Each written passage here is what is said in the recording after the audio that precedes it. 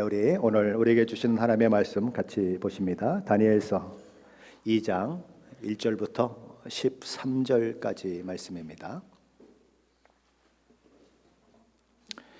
구약성경 1232페이지 다니엘서 2장 1절부터 13절까지 말씀인데 우리 한 목소리로 같이 봉독하겠습니다.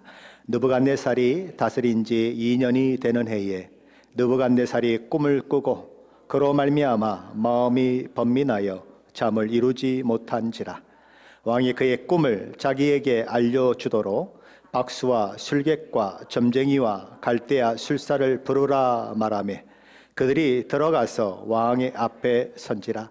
왕이 그들에게 이르되 내가 꿈을 꾸고 그 꿈을 알고자 하여 마음이 번민하도다 하니 갈대아 술사들이 아람말로 왕에게 말하되 왕이여 만수무강하옵소서. 왕께서 그 꿈을 종들에게 이르시면 우리가 해석하여 드리겠나이다 하는지라. 왕이 갈대아인들에게 대답하여 이르되 내가 명령을 내렸나니 너희가 만일 꿈과 그 해석을 내게 알게 하지 아니하면 너희 몸을 쪼갤 것이며 너희의 집을 거름더미로 만들 것이요 너희가 만일 꿈과 그 해석을 보이면 너희가 선물과 상과 큰 영광을 내게서 얻으리라. 그런즉 꿈과 그 해석을 내게 보이라 하니 그들이 다시 대답하여 이르되 원하건대 왕은 꿈을 종들에게 이루소서. 그리하시면 우리가 해석하여 드리겠나이다 하니 왕이 대답하여 이르되 내가 분명히 아노라. 너희가 나의 명령이 내렸음을 보았으므로 시간을 지연하려 함이로다. 너희가 만일 이 꿈을 내게 알게 하지 아니하면 너희를 처치할 법이 오직 하나이니 이는 너희가 거짓말과 망령된 말을 내 앞에서 꾸며 말하여 때가 변하기를 기다리려 함이라. 이제 그 꿈을 내게 알게 하라. 그리하면 너희가 그 해석도 보일 줄을 내가 알리라 하더라.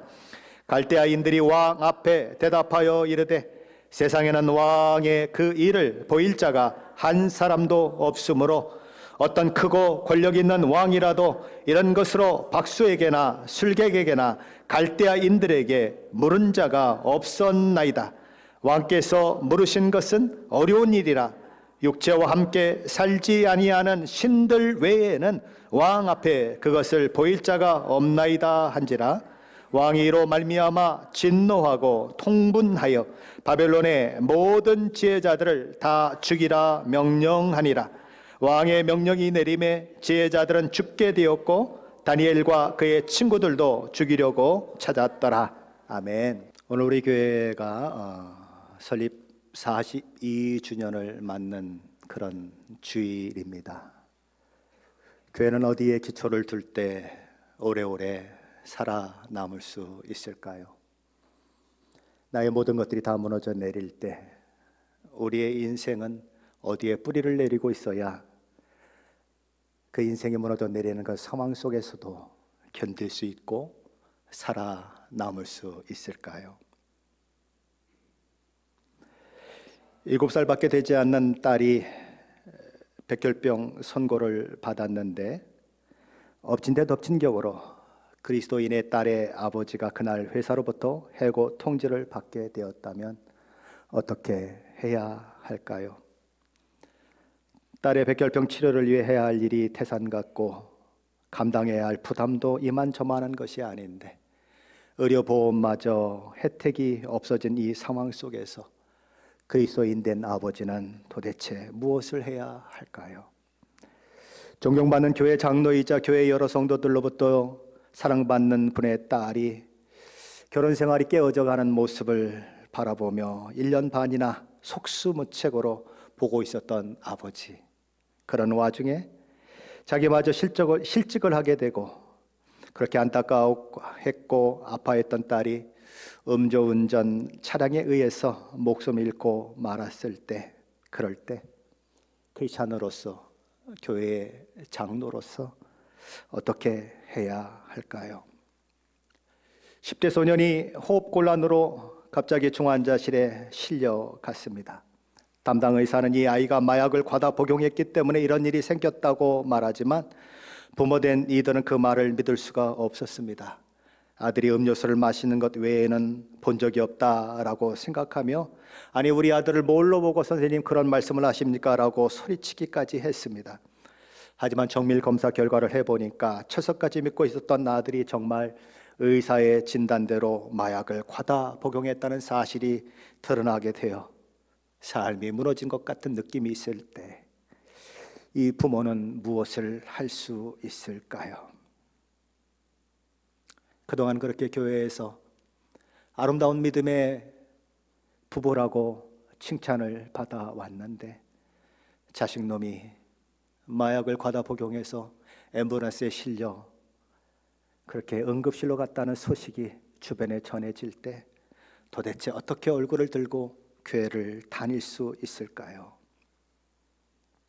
이 이야기는 가상의 이야기가 아니라 브레아이언 채플이라고 하는 목사님이 그의 책에 적었던 실제 그가 경험했던 이야기인 것이죠. 누구나 이런 일을 만나면 하늘이 무너지는 것 같은 좌절감을 느낄 것입니다. 인생의 기초가 와르르 무너져 내리는 절망에 몸부림치게 될 것입니다. 오늘 본문에서 다니엘이 만난 상황이 그랬다는 것이죠. 다니엘이 걸어야 했던 길은 꽃길이 아니었습니다. 마냥 행복한 장밋빛 인생이 아니었습니다. 이스라엘의 귀족 가문에서 태어난 금수저 출신으로서 모든 것이 보장되어 있는 장래가 촉망된 그런 소년이었지만 그는 어느 날 갑자기 우상의 나라인 바벨론으로 끌려왔고 자신들의 나라를 망가뜨리고 자신의 가족을 죽게 만들었던 원수 같은 바벨론 느부갓네살 왕을 섬겨야 하는 운명 가운데 처해졌습니다. 원치 않는 자리에 와서 원치 않는 일들을 하게 되었지만 그래도 거기에는 기회가 있었죠. 잘만 하면 바벨론 제국의 관원으로 임명될 수 있는 기회가 그들에게 있었습니다. 그렇게 되면 비록 먼 이국 땅 이역만리에 와서 사는 서러운 삶이지만 그래도 그곳에서 따뜻한 밥 먹고 두 발 뻗고 잘 수 있는 그런 환경을 만들어낼 수 있는 그런 상황에 놓였습니다. 왜냐하면 바벨론 관리를 양성하는 학교에 그가 입학했고 거기서 또한 우수한 성적으로 최우수 성적으로 졸업했기 때문에 출세는 어쩌면 보장될 수 있는 상황인 것이지요. 거기다가 다니엘은 꿈과 환상을 푸는 능력까지 있었습니다. 적어도 다른 사람은 몰라도 다니엘은 그리고 다니엘의 세 친구는 분명 관리로 임명이 될 것이고 관리로 임명이 돼도 높은 자리에 임명이 될 것이 분명해 보이는 것입니다. 그래서 열심히 3년 동안 공부를 했습니다. 그런데 그 일마저도 이제는 무너져 내리는 상황을 맞게 된 것이지요. 아마도 그들은 여기까지 온 것이 하나님의 은혜라고 생각했을 것입니다.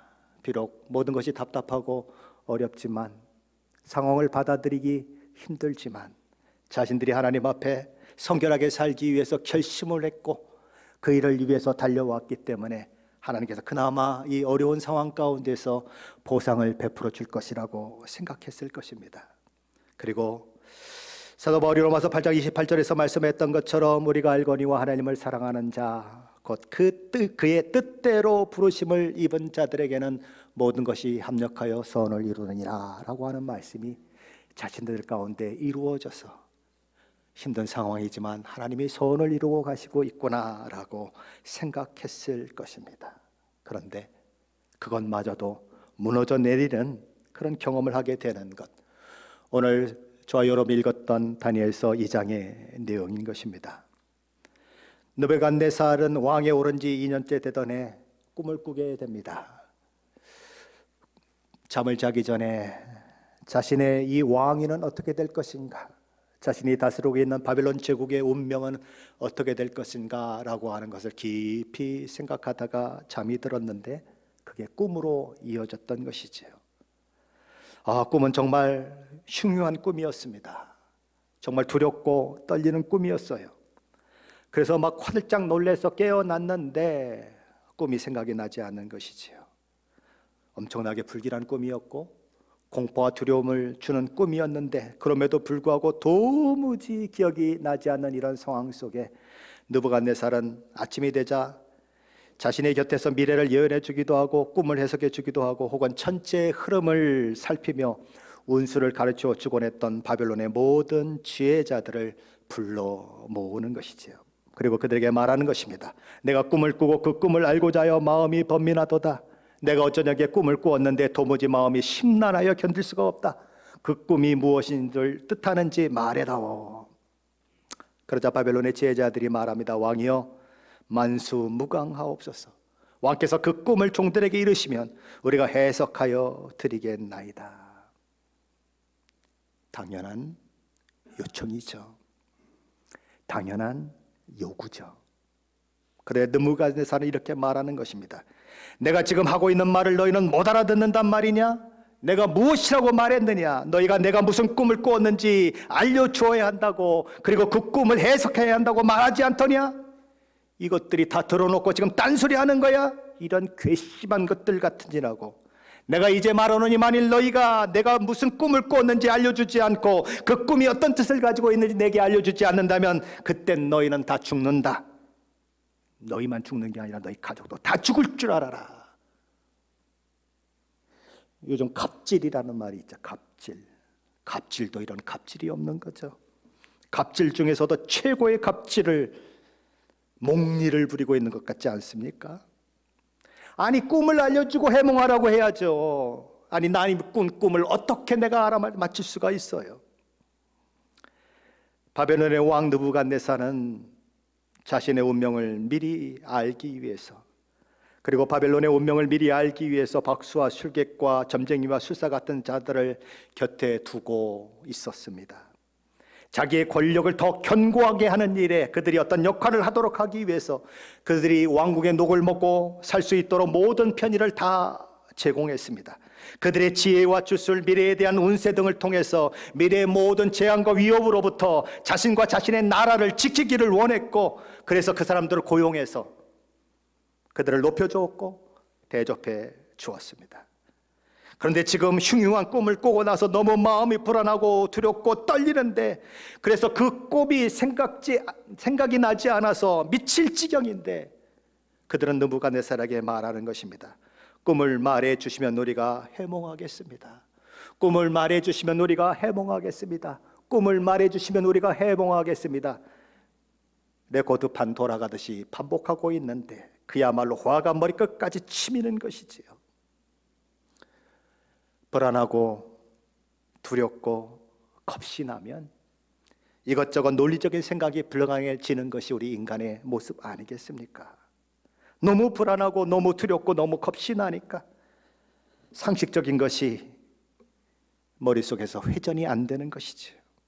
아니 그렇게 미래를 점치고 인간의 운명을 바꿔놓을 수 있다고 그렇게 큰 소리 치는 것들이, 그래 뭐 꿈도 하나 알아내지 못하고 꿈도 하나 해석하지 못한다고? 이것들 다 죽어야 한다.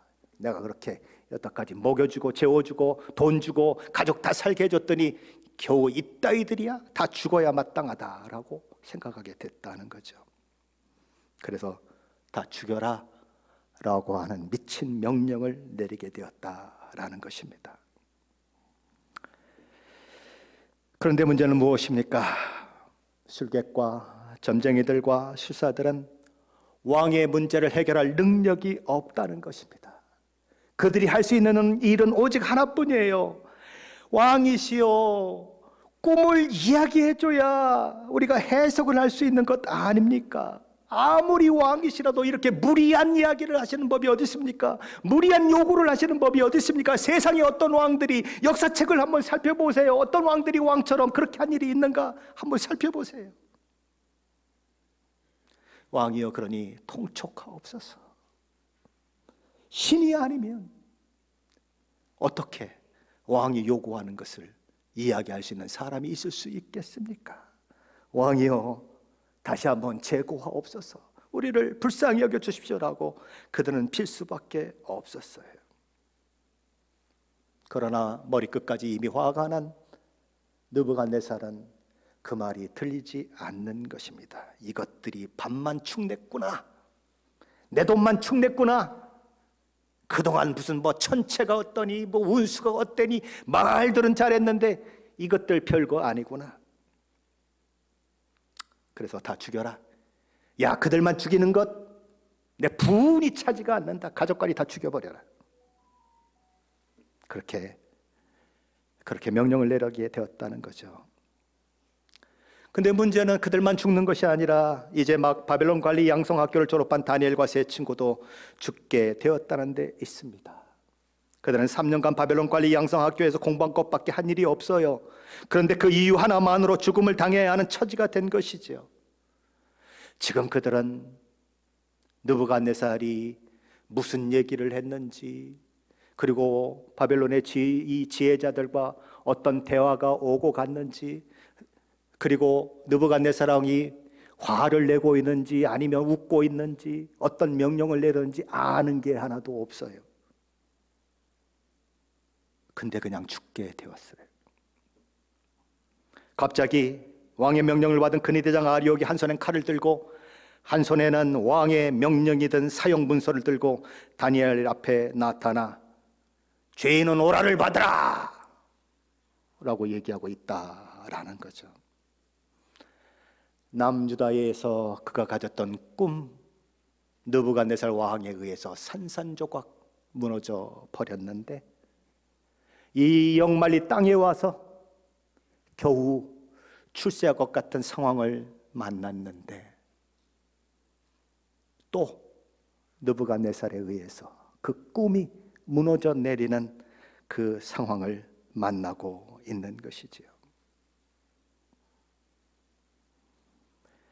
대부분의 세상 고난과 역경이 어느 날 갑자기 임하는 것처럼, 자고 일어났더니 웬 이상한 일들이 일어나고 고통스러운 일들이 일어나는 것처럼, 다니엘은 지금 왕궁에서 무슨 일이 일어나는지조차 모르고 있고 자신이 왜 죽어야 하는지에 대한 이유도 모르고 있는 상황 가운데에서 죽어야 하는 상황을 맞게 되었다라는 거죠. 이럴 때 하나님은 어디에 계셨을까요?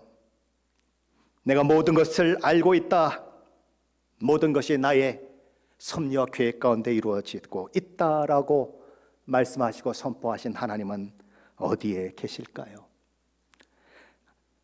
하나님이 하루 전에 나타나셔서 다니엘의 꿈에 나타나셔서 이렇게 얘기했으면 얼마나 좋을까요? 다니엘아, 내일 근위대장 아리옥이 너를 사형에 처하라는 느부갓네살 왕의 명령을 받고 너를 체포하러 올 것이다. 그러나 다니엘아, 염려할 것 없다. 그 일은 느부갓네살이 무슨 꿈을 꾸었는지 바벨론의 제자들이 알아내지 못하고 해석하지 못했기 때문에 일어난 일이란다. 그래서 바벨론의 모든 지혜자들을 죽이라는 명령이 내려졌고 너도 죽을 위기에 처해진 것이다. 그러나 다니엘아, 내가 누구니? 내가 너의 하나님이 아니니 내가 너를 이번 기회에 높여주겠다. 바벨론 모든 지혜자들이 아무도 모르는 것을 내가 너에게 가르쳐 줄 것이고 내가 너를 높은 자리에 오르게 하겠다. 그리고서는 꿈을 영화의 그 필름이 돌아가듯이 쫙 보여주시면서 다니엘아, 여기 이런 게 있지? 이건 이런 뜻이야. 여기 이런 게 있지? 이게 이런 뜻이야. 알았니? 잘 생각해야 돼. 그리고 내일 아리옥이 오면 당당하게 가서 딱 얘기해. 하나님이 이런 꿈을 꾸게 하셨고 그리고 해석은 이런 것입니다 라고 얘기해. 그랬으면 얼마나 좋겠어요. 그러면 미리 대비하고 있다가 그 어려움이 와도 괜찮아 라고 할 수 있는데 느닷없이 졸지에 이런 일이 일어나니까 황당한 거 아니에요? 당황하는 거 아니에요? 두려운 거 아니에요? 기쁨이라도 해주시지 하나님. 다니엘은 어떤 실마리도 어떤 힌트도 없이 그냥 죽게 된 것이에요. 느닷없이 모든 사고와 질병이 느닷없이 찾아오듯이, 우리의 그 아픔과 고통이 느닷없이 찾아오듯이 다니엘도 느닷없이 죽음의 위협 가운데 처해졌다라는 거죠. 너무 억울하지 않습니까? 너무 억울해요 라고 소리칠 수 있죠. 화가 나서 고함을 치를 수 있죠. 막 그냥 벽을 팡 치면서 내가 왜 이국 땅 가운데 와서 죽어야 하느냐고 그렇게 소리칠 수도 있죠. 아니면 너무 억울해서 울 수도 있죠. 어쩌면 주저앉아서 넋이 나간 표정을 할 수도 있죠. 아니면 너무 놀라서 기절해 버릴 수도 있죠. 그런데 다니엘은 그럼에도 불구하고 그러지 않았다는 것이죠. 왜냐하면 그가 비록 하나님의 계획도 자기 자신의 미래도 느부갓네살에게 밤새 무슨 일이 일어났는지도 알 수도 없지만, 그가 무슨 꿈을 꾸었는지도 알 수도 없지만, 그래서 지금 갑질 중에 갑질을 하고 있고, 그래서 잡혀 사형을 당해야 하는 이해할 수 없는 상황에 처해졌지만, 그가 알고 있는 것 한 가지가 있었습니다. 그게 무엇입니까? 이 문제는 느부갓네살로부터 온 것이 아니라 하나님으로부터 왔다는 사실입니다. 모든 것이 느닷없이 일어난 것 같고 우연히 일어난 것 같고 세상 만사가 세상의 권력자의 뜻대로 돌아가는 것 같지만, 사실은 하나님의 손길에 의해 좌지우지 된다고 하는 것을 그는 알고 있었습니다. 또한 하나님은 감당치 못할 시험 당함을 허락지 아니하신 분이시고, 만일 우리가 감당치 못할 시험을 당해 넘어지게 될 것 같으면 피할 길을 내사 능히 피하게 하시는 분이시라고 하는 사실을 그는 믿음으로 고백하고 있는 것이지요.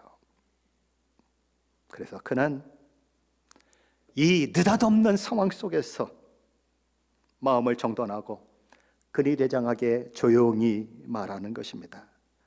도대체 무슨 일 때문에 왕께서는 저를 사형에 처해야 한다고 말씀하셨습니까? 그러자 근위대장이 이렇게 저렇게 이야기를 합니다. 무슨 일이 있었는지를 다 이야기합니다. 아, 그래요? 아니, 그래도 그렇지 왕께서는 왜 그리도 성미가 급하십니까? 아니, 주변에 있는 바벨론의 지혜자들이 모른다고 다 모르겠습니까? 아니, 우리한테는 물어보지도 않았잖아요. 물어보지도 않고 우리까지 죽이신다고 하는 건 너무 성급한 결정 아니십니까? 저를 왕에게 안내해 주시면 제가 왕께 이 일에 대해 제가 할 일을 말씀드리겠습니다. 그래서 다니엘은 왕 앞에 인도되는 것이죠. 다니엘은 왕 앞에 서서 무엇이라고 이야기했을까요? 그는 이렇게 이야기를 했습니다. 왕께서 제게 시간을 주신다면 제가 그 해석을 알려드리이다. 꿈을 알려주시면 해석을 해드리겠다고 이야기했던 이 바벨론의 지혜자들 앞에 분노하면서 노발대발했던 이 느부갓네살이 시간을 끌려하려고 작정을 했구나 그러면서 소리 지르던 느부갓네살이 시간을 달라는데 시간을 줬다고 하는 것이 기적이에요. 하나님이 벌써 일하고 계시다. 그래서 잠시 다니엘과 세 친구 바벨론의 지혜자들에 대한 사형 집행이 유보되었습니다. 그러나 만일 다니엘이 왕의 꿈을 알아맞추지 못하고 그 꿈을 해석하는 데 실패한다면 조만간 죽게 될 것입니다. 다니엘의 목숨뿐만 아니라 다니엘의 세 친구의 목숨도, 그리고 하나님을 알지도 못하고 이방신을 섬기는 바벨론의 지혜자들의 목숨도 다 누구의 어깨에 달렸습니까? 다니엘의 어깨에 달린 거죠. 그런데 다니엘은 그 모든 짐을 지고 제가 그 일을 해결하겠습니다라고 이야기하고 있다라는 거죠. 도대체 다니엘은 무슨 배짱으로 이 어려운 상황 가운데 그런 이야기를 할 수 있었을까요? 다니엘서 2장 17절 18절 말씀 한번 같이 읽어보겠습니다. 17절 18절입니다.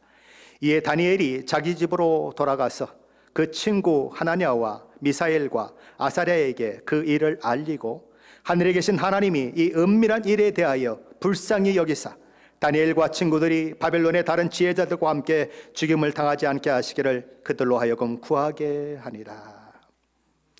다니엘은 절박한 위기 상황에서 그가 믿는 하나님께 기도하는 것을 선택했습니다.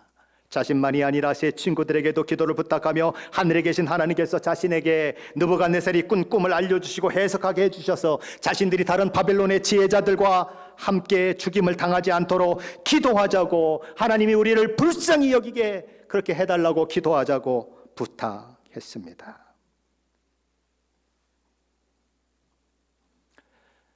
다니엘이 이런 절박한 상황 속에, 이런 엄청난 위기 상황 속에 기도했다는 사실을 읽어내려가면서 여러분은 어떤 생각을 하셨습니까? 별 생각 없이 성경책 한 장 한 장을 넘기셨습니까? 다니엘이니까, 위대한 믿음의 사람이니까 당연하지 하고 착착 넘기셨습니까? 우리는 우리가 그렇듯이 위기를 만나면 기도하러 뛰어가는 것이 아니라 전화통 붙들고, 기도하러 뛰어가는 것이 아니라 사람 만나러 다니고, 어떡하지 안절부절하는 우리의 모습을 너무나 잘 알고 있습니다. 다니엘도 우리 같은 인간이었어요. 그것도 아직도 10대를 벗어나지 못한 앳된 나이의 청소년이었어요. 그러고 절망하지 않을 수 있을까요? 그러고 자포자기하지 않을 수 있는 어떤 담대함이 있을까요? 이것이 운명이려니하고 손 놓을 수밖에 없는 그런 상황을 맞이하지 않았을까요? 우리와 똑같은 인간이었고, 우리보다 나이가 어린 딱 한 사람이 있네요. 고노만 자기보다 나이가 더 많을지도 몰라요. 우리보다 나이가 훨씬 어린 그런 다니엘이 그 절망의 상황 가운데서 하나님 앞에 나아가 기도한다고 하는 것, 그것은 그냥 우연히 되어지는 것도 아니고 그냥 저절로 되어지는 것이 아니라는 거예요. 그가 지금까지 하나님을 의지해 왔고, 하나님 앞에 기도해 왔고, 하나님이 그 기도에 어떻게 응답하셨는지를 그의 삶 속에서 경험했기 때문에 이 절박한 위기 상황 가운데서도 그 위기에 넘어지지 않고, 그 위기에 묶이지 않고, 위기에 주눅들지 않고 하나님 앞에 기도할 수 있었다는 거예요. 에이, 하나님, 나도 그 상황 되면 기도할 수 있어요. 웃기지 마세요. 준비되지 않으면 기도 안 나와요. 죄송하지만 연습되지 않으면 안 돼요.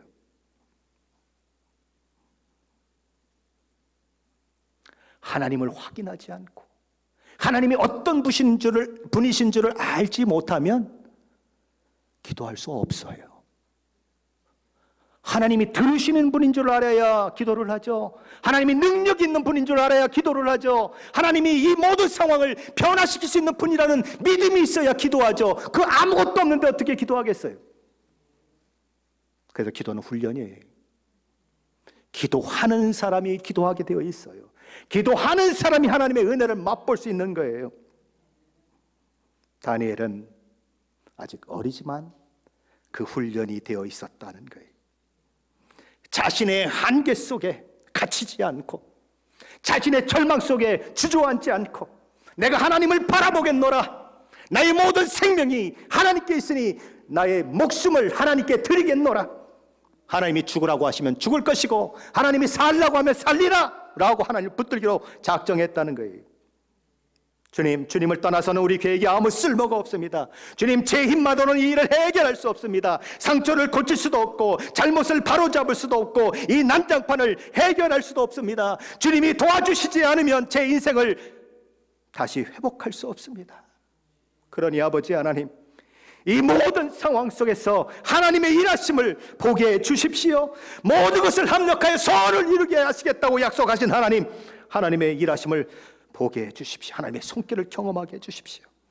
그리고 저로 하여금 이 어려움을 극복하고 더 큰 어려움이 있을 때도 하나님의 손길을 붙들 수 있는 믿음의 사람이 되게 해주십시오.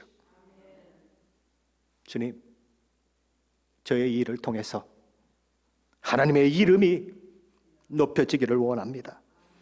이 일을 통하여 오히려 나의 눈물이, 나의 근심이 찬양이 되고 기도가 되고 감사가 되기를 원합니다. 오직 주님만이 나의 힘입니다. 오직 주님만이 나의 도움입니다. 다니엘의 고백인 거예요. 저와 여러분도 그래야 하는 거예요. 도울 사람을 찾기 위해서 셀폰을 들기 전에, 가족 회의를 소집하기 전에, 위기관리팀을 꾸미기 전에, 우선순위 목록을 작성하며 어떤 걸 먼저 해결해야 하는가 근심하기 전에 무릎을 꿇고 하나님의 도우심을 구하는 것은 신자인 저와 여러분이 해야 할 일이에요. 우리 인생의 기초가 무너져 내리면 우리는 반사적으로 해결책을 마련하는데 우리의 모든 열정과 에너지를 투자하는 그런 모습이 우리의 모습이에요. 그래서 하나님 앞에 나아가는 것을 놓칠 때가 얼마나 많습니까? 여러분만 그런 게 아니라 목사도 그럴 때가 있어요. 그러나 그때야말로 하나님을 찾을 때라는 거죠. 나도 할 수 없고 다른 사람도 할 수 없으면 어디로 가요?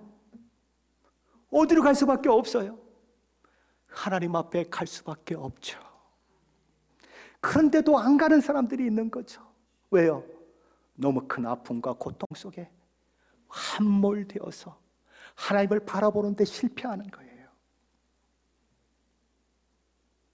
기도는 우리가 우리의 삶의 문제를 하나님 앞에 가져나가 하나님이 나의 문제를 해결할 수 있는 분가를 믿는지 안 믿는지를 보게 하는 바로미터 같은 것이에요. 하나님 앞에 기도하면 하나님이 움직이십니다. 그래서 기도하는 사람에게는 위기가 기회가 돼요. 기도하는 사람은 하나님이 없으신 것 같은 상황에서, 아무런 도움이 없는 호플레스한 절망에서 반전을 주시는 하나님, 역사의 주인이시며 우리 삶의 주인이신 하나님을 만나게 되는 거예요. 다니엘과 세 친구는 그 하나님을 만났을까요?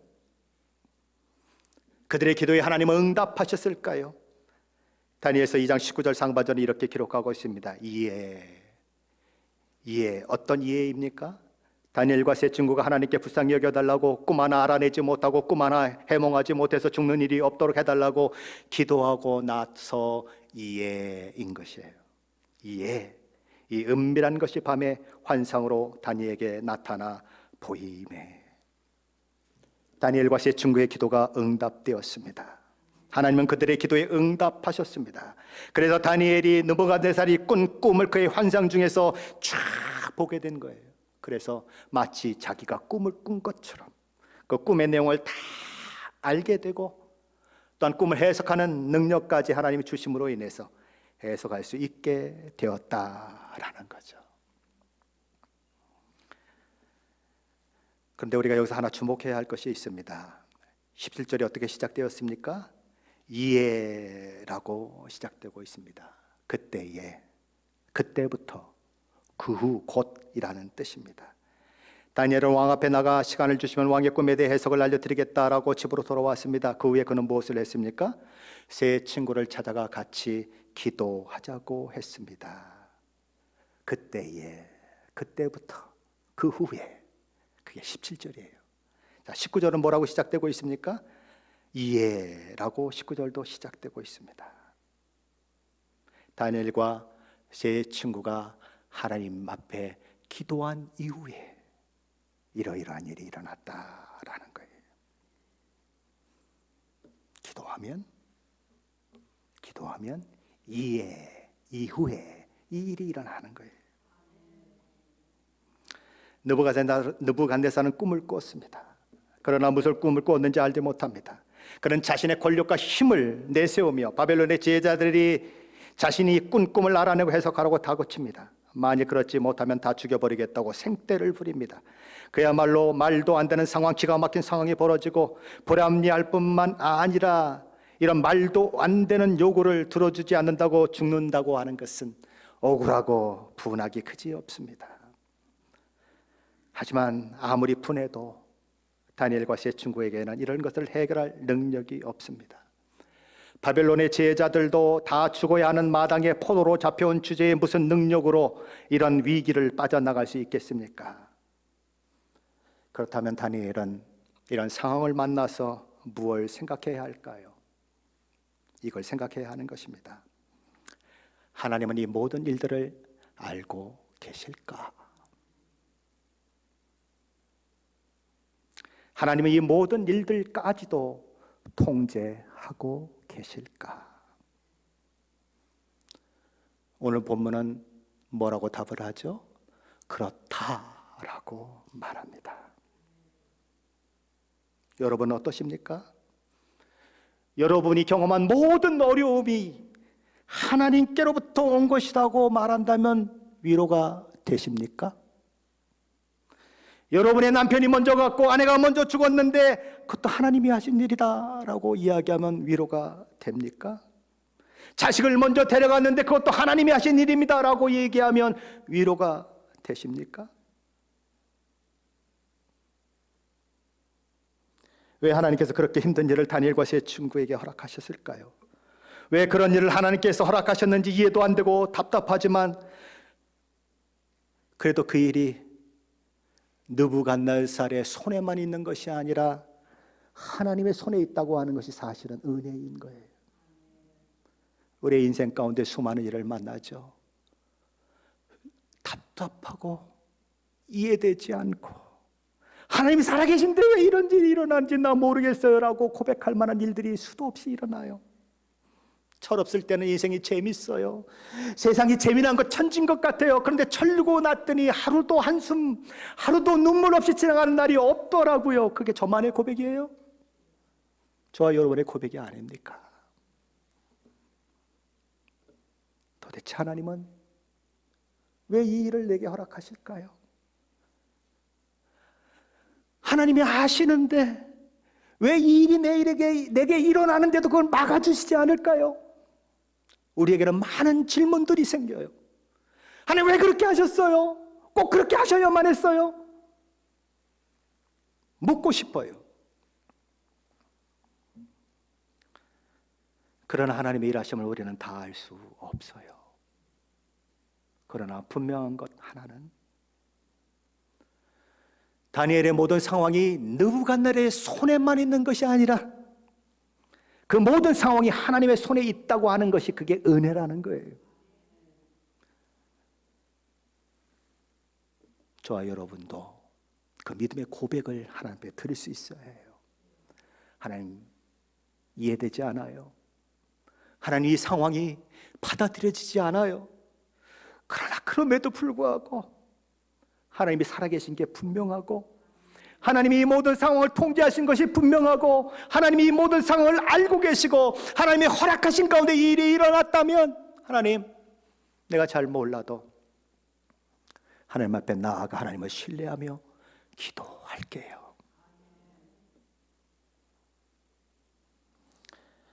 하나님은 하나님의 놀라운 사랑과 은혜로 저와 여러분을 이끌어 가시고 하나님이 목적하신 자리로 저와 여러분을 이끌어 가십니다. 먼 훗날 우리는 고백하게 될 거예요. 뭐라고요? 그 일이 하나님의 은혜였다고. 시편 기자의 고백처럼 고난당하는 것이 내게 유익이 되었다고 고백하게 될 거예요. 예수님이 십자가에 달리시던 날 채찍에 맞아 피투성이가 된 채 가시관을 쓰시고 양손과 양발에 대못이 박힌 채 뜨거운 태양 아래 저주의 십자가에 달리시던 날 사람들은 이렇게 소리쳤습니다. 그가 하나님을 신뢰하니 하나님이 원하시면 이제 그를 구원하실지라. 그의 말이 나는 하나님의 아들이라 하였도다. 예수님은 그 비아냥과 조롱 가운데 죽으셨습니다. 그렇죠? 예수님을 십자가에 못 박은 사람들이 누굽니까? 분명 유대의 대제사장과 로마 총독 빌라도였습니다. 그들의 손에 의해서 예수님은 십자가에 못 박혀 죽으셨어요. 그런데 성경은 뭐라고 얘기합니까? 그 모든 일들이 하나님이 하신 일이다라고 말씀하십니다. 물론 그 이야기가 대제사장과 빌라도가 하나님의 뜻을 이루기 위한 억울한 희생자 역할을 했다거나 그들이 악의가 없었다는 뜻 아니에요. 오늘 본문의 느부갓네살처럼 그들은 포악했습니다. 잔인했습니다. 그러나 우리 주님의 십자가 죽음은 하나님의 계획과 뜻이었고, 하나님은 그 일을 통해서 하나님의 일들을 이루셨고 인류 구원의 역사를 이루어내셨다고 성경은 이야기하는 거예요. 우리 주님 우리에게 이렇게 말씀하셨습니다. 무엇을 먹을까 무엇을 입을까 염려하지 말아라. 들에 있는 백합화도 내가 입히고 날아다니는 새 한 마리도 내가 먹인다. 그러니 먼저 그의 나라와 그의 의를 구하라 그러시면서 너희 머리털까지 내가 세신 바 되었다라고 말씀하셨습니다. 그것이 우리의 모습이에요. 그것이 하나님이 우리를 아는 그런 현실이에요. 그러면 저와 여러분이 고난을 만날 때, 저와 여러분이 어려움에 처해질 때, 느닷없이 고통의 상황이 찾아오고 느닷없이 사고가 나의 삶에 몰아쳐오고 느닷없이 사망 선고를 내려질 질병의 이런 것들이 그렇게 선포될 때 우리는 어떻게 해야 하느냐 하는 것입니다. 하나님 나 이해될 때까지는 못 참아요 그러시겠습니까?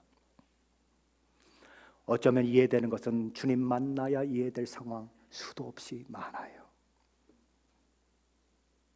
그때 느닷없이 다가오는 고난과 고통, 아픔과 역경을 만날 때 다니엘과 세 친구가 했듯이 이 모든 일도 하나님의 통치와 다스림 가운데 있음을 알고 믿음으로 하나님을 구하는 것, 그것이 최선이라고 오늘 본문은 저와 여러분에게 이야기하고 있는 것입니다. 다니엘과 세 친구는 나중에 알게 되는 것이죠. 무엇을 알게 됩니까? 느부갓네살이 꾼 꿈도 다니엘과 세 친구를 위한 것이고, 그가 일어나 꿈을 잃어버린 것도 다니엘과 세 친구를 위한 것이고, 다 죽여라! 라는 못된 명령이 내린 것도 다니엘과 세 친구를 위한 것이라고 하는 것을 한참 시간이 지나야 고민과 고통과 두려움과 공포를 다 느끼고 나서야 알게 되더라 이것이죠. 오늘 모르는 것이 믿음을 포기해야 할 상황 아니에요. 오늘 이해가 안 되는 것이 하나님을 원망해야 할 상황 아니에요. 하나님이 무슨 일을 하실지 우리가 어떻게 알겠어요? 우리가 단지 아는 것은 오늘 하루를, 오늘 이 순간을 믿음으로 나아가는 거예요. 오늘 이 순간을 하나님을 믿고 의지하며 기도하며 가는 거예요. 그러면 하나님은 하나님의 일을 이루시리라. 다니엘과 세 친구가 위기를 만날 때 하나님 주신 영적 자원을 빼앗기지 않고 기도하며 하나님 앞에 나아갔던 것처럼 아무것도 보이지 않을 때, 캄캄할 때 영적 자원을 포기하지 마시고 하나님이 주신 기도의 자원을 가지고 하나님 앞에 나아가십시오. 하나님의 기적은 기도하는 사람이 맛보는 거예요. 위기가 기회가 되고 절망이 소망이 되고 다 기도하는 사람들이 얻는 즐거움이고 복이에요. 기도할 수 없을 만큼 큰 문제도 없고 기도하지 않아도 될 만큼 작은 문제도 없습니다. 언제나 하나님 앞에 나아가 기도하고 하나님의 얼굴을 구하고, 그래서 하나님이 일하심을, 하나님이 나에게 이 못난 나의 기도도 들으시는구나, 못난 나의 기도에도 응답하시는구나, 그 기쁨이 쌓이고 그 경험이 쌓이고 그것이 믿음으로 축적되고, 그래서 더 큰 고난이 올 때에도 당황하지 않고 하나님 앞에 나아가 기도해서 예전에 내가 작고 큰 어려움들을 극복해냈던 것처럼 더 큰 고난 앞에서도 무너지지 않고 다니엘과 세 친구처럼 든든히 세워져 믿음의 길을 걸어가시는 저와 여러분 되시기를 예수님의 이름으로 간절히 축원합니다.